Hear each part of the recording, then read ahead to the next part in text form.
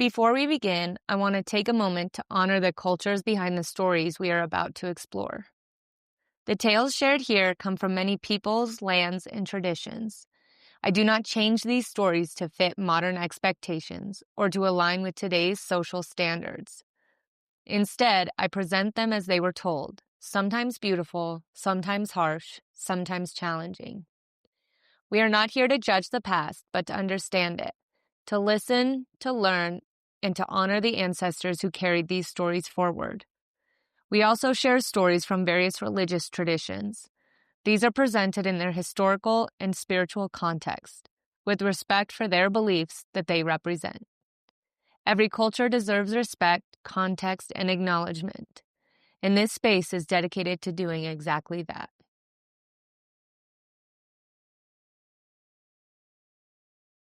Story 1. Ma and the Weighing of the Heart.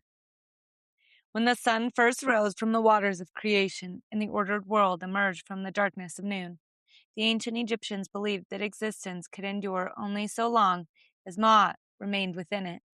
She was both goddess and principle, the sacred order that kept the sun moving across the sky, the Nile returning to its banks, the seasons following one another, kings ruling justly, promises being honored, and truth standing against falsehood.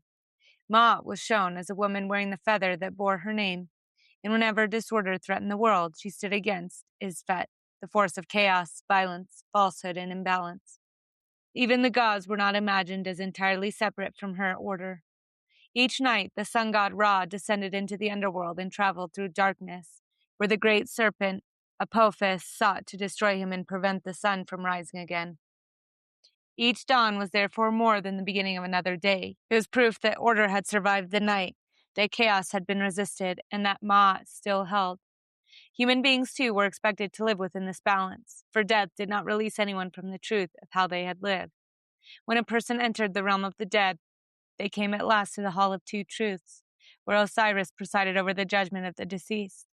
There, before the assembled gods, the heart of the dead was placed upon one side of the great balance, while on the other rested the feather of Ma'at.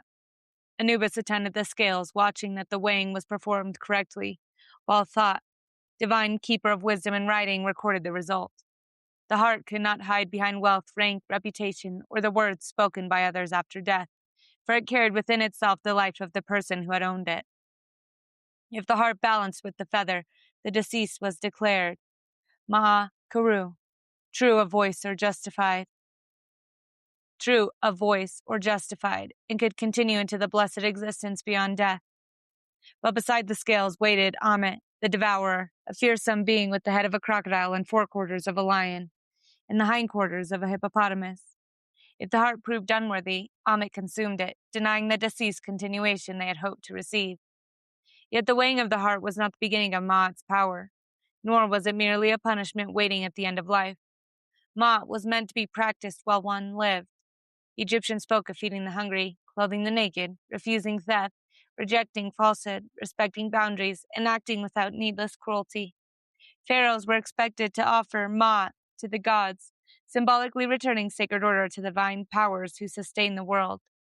Judges, officials, families, workers, priests, kings, and ordinary people all lived beneath the same greater necessity, because every truthful word and just action strengthened the ordered world, while every act of greed, violence, and deception gave something back to chaos. And so, when the heart finally came before the feather, it faced no strange law newly revealed in death. It met the same order beneath which the sun had risen every morning of its life. Story 2. Ṛta and the Keeping of Cosmic Order. Before law belonged to kings, before judgment was written into codes, the ancient Vedic hymns spoke of Ṛta, the true and ordered way by which the universe moved. Ṛta was not a god seated upon a throne, nor a command first spoken to humanity, but the pattern already present in creation. Dawn following darkness, the sun crossing the heavens, rivers keeping their courses, seasons returning in their time. Fire rising when kindled and spoken truth, agreeing with what was real. The gods themselves were praised for acting according to Ṛta, and among its greatest guardians was Varuna, the mighty sovereign who watched over cosmic and moral order. Nothing escaped his sight. The stars moved through the night according to the paths he knew. Rivers flowed under his authority, and the deeds of human beings were not hidden from him. Those who broke oaths, spoke falsely, or acted against the proper order could become bound to Varuna's pasha, his noose or bonds, while those who recognized their wrongdoings could pray for release and restoration. Yet Ṛta was not maintained by fear alone. The Vedic world understood existence as a web of right relationships between gods, humans, nature, speech, action, and sacred ritual. When fire was kindled for Agni, the divine fire carried offerings upward. When hymns were spoken correctly, words joined the ordered movement of the cosmos. When promises were kept and duties fulfilled, human life moved with rather than against the greater pattern. Even the dawn goddess, Usha, revealed Ṛta each morning as she returned at the proper time, opening the darkness and following the path trodden by the dawns before her. Across generations, as Vedic thought developed into the many traditions now gathered beneath the broad name Hinduism, the language of sacred order expanded. The ancient idea of Ṛta remained important, while Dharma came to express the order, duties, conduct, responsibilities, and ways of living that sustained both the individual and the world. Dharma did not always demand the same action from every person in every circumstance. A ruler, parent, student, warrior, teacher, and renunciant might each face different responsibilities. And the great Indian epics often turned upon moments when those responsibilities collided. In the Mahabharata, the Pandavas and Kauravas were drawn toward the devastating war at Kurukshetra after years of rivalry, humiliation, broken agreements, and disputed kingship. On the battlefield, the warrior Arjuna looked upon teachers, relatives, and friends standing among those he was expected to fight and faltered. His duty as a warrior seemed to demand battle, yet love, grief, kinship, and horror pulled him away from it. There, in the Bhagavad Gita, Krishna spoke with him about action, duty, and self-devotion, and the difficult nature of living according to Dharma. The answer was not simple rule that removed every contradiction, for sacred order could become hardest to recognize precisely when duties collided. From the earliest hymns of Ṛta to later teachings of Dharma, the question remained alive across centuries. How does one act when every choice enters a world already woven with consequences?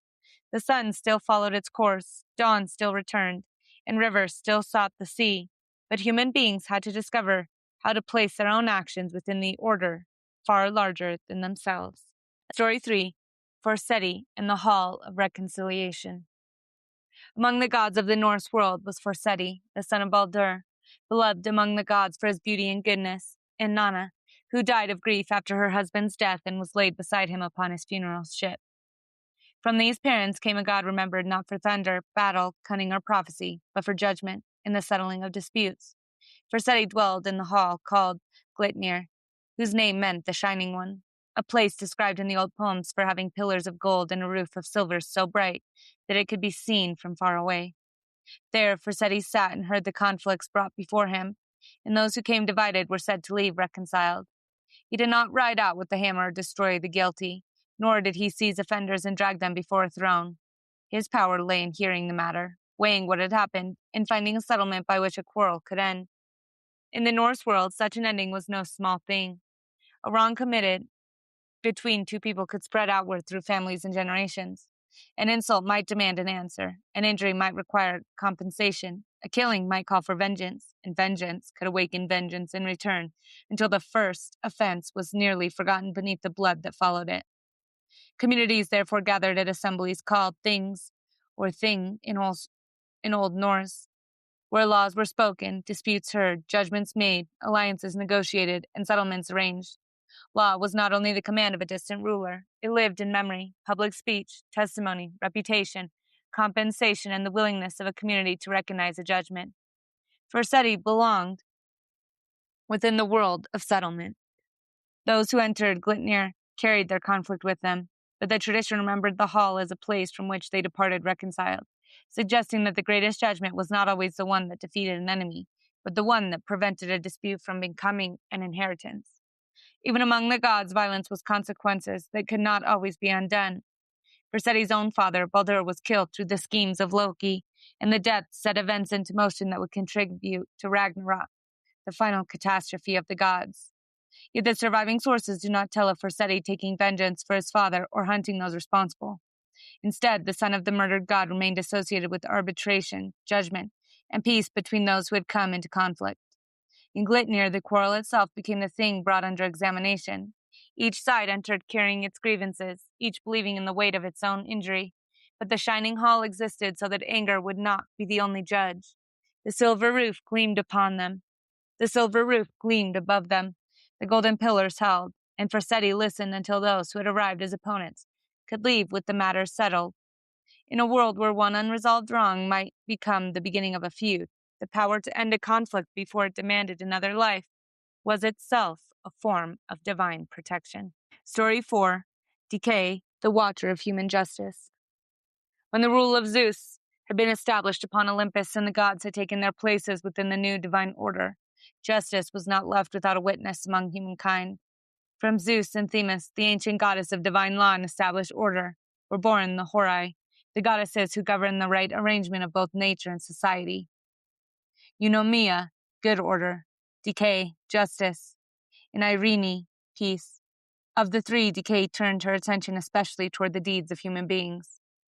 The poet, Hesiod, remembered her as a maiden who sat near her father Zeus and watched the judgments made among mortals. And when rulers twisted justice, accepted bribes, or delivered crooked verdicts, Dike carried the matter before the kings of the god.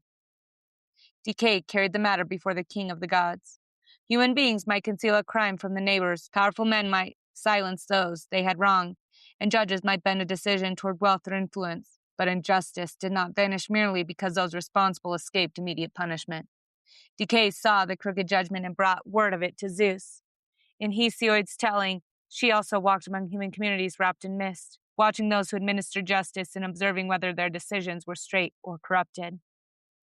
When she was dishonored, the consequence did not remain with one guilty person alone. A city that embraced unjust judgments could bring suffering upon itself, while a community whose rulers judged rightly could flourish in peace and abundance. The image belonged to a world in which justice was not merely private. The choices of those who held authority could shape the fate of everything beneath their rule. Yet the Greeks also told of humanity passing through different ages. And as those ages declined, justice found the mortal world increasingly difficult to endure. In the tradition preserved by Aratus, the maiden Dike once lived openly among human beings during the Golden Age, when people did not yet know the violence and corruption that would come later. She gathered them together and urged them toward fairness and proper conduct, and when the Silver Age arose, humankind grew worse, and Dike withdrew from ordinary company, descending only rarely from the mountains to rebuke them. Then came the Bronze Age, when violence hardened humans' hearts, weapons were forged, and bloodshed spread across the earth. At last, Dike could no longer remain. She left humanity entirely and rose into the heavens, where tradition associated the departed maiden with the constellation Virgo, while the scales of justice became Libra beside her. But departure did not mean blindness. From the sky, the maiden who had once walked among mortals continued to stand as witness to what happened below. Kings could issue judgments, assemblies could speak, and the powerful could persuade themselves that their decisions were lawful. Yet Dike represented the measure between what was declared and what was truly just. She was not the fury of vengeance and not the punishment itself. She was the one who saw the line being crossed, the one who carried the crooked judgment upward, and the one whose absence revealed how far humanity had wandered from the age in which justice could still live among them. Daily Thread for July 9th. The Laws. Across the temples of Egypt, the ancient hymns of India, the shining halls of the Norse gods, and the star-filled skies of Greece, today's stories remind us that humanity has long searched for something greater than power alone, a way to know what is right. The Egyptians honored Maat as a sacred order that kept the sun rising, the Nile flowing, and the human heart accountable to truth. The ancient Vedic poets spoke of Ṛta, the pattern already moving through dawn, rivers, seasons, promises, and the heavens, while later traditions explored Dharma, the difficult responsibility of discovering how one should act within a world where duties and consequences are rarely simple. The Norse remembered Forseti, seated within the shining hall of Glitnir, where those divided by conflict could bring their grievances before a power devoted not merely to judgment, but to reconciliation.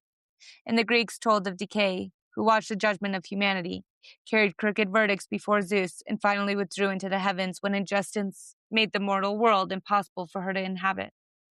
Though these traditions arose beneath different skies, each carried a similar understanding. A law is more than a rule someone powerful has written. It is a measure by which actions are weighed, a relationships are repaired, promises are kept, and communities decide what they are willing to become. Some laws are carved into stone, others are spoken by elders, carried through sacred stories, written into courts, inherited from families, or held so quietly within us that we may never have stopped to ask where they came from. As tonight's fire settles into glowing embers, consider this. What law do I live by? When no one is watching, when there is no punishment waiting, when duty pulls in opposite and every choice carries a consequence, what principle still guides my hand? Perhaps the deepest laws are not the ones we obey because we fear what will happen if we break them, but the ones we choose because they shape the kind of person we are willing to become.